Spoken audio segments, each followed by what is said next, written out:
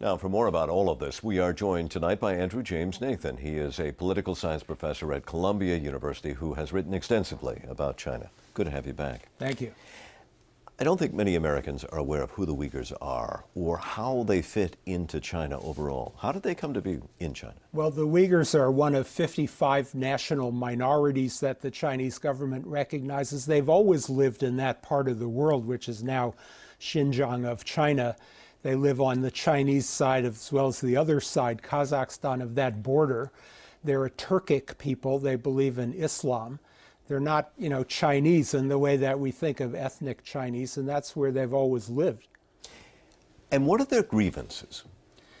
Their grievances are essentially that their identity is not recognized by the Chinese state. Although the Chinese state says that it recognizes ethnic minority autonomy, but actually what they've done is to kind of bury the local people, the Uyghurs, in this influx of Han Chinese from the rest of China.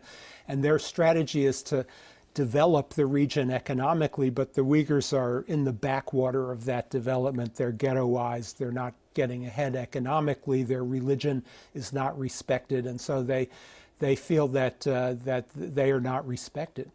And is violence the way that they think that they can gain that respect? Well, I think most of the Uyghurs are very moderate. Their Islam is moderate and their politics are moderate, but there has been a separatist movement that wants an independent country, although I think that will never happen. And there's been a small movement labeled as terrorist even by the U.S. State Department. And this particular incident, I think, is not a planned one. It was an outpouring of emotion.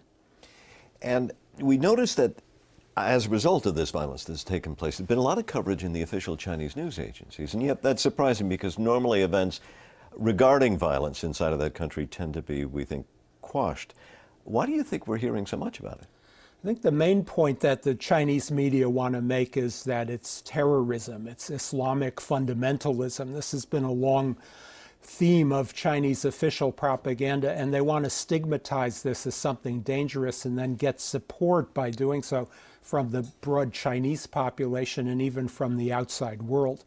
And when we see this kind of violence, when we see this unrest, what does that tell us about China today? China today, although it looks very stable from the outside, is a turbulent place. It's hard for the leadership to keep control over it. You have the Uyghurs, the Tibetans, other national minorities, peasant groups, worker groups, political dissidents, all kinds of trouble all the time. So the regime has made a decision a long time since, strong-arm methods to keep control. Andrew Nathan, thank you very much for joining us. You're welcome.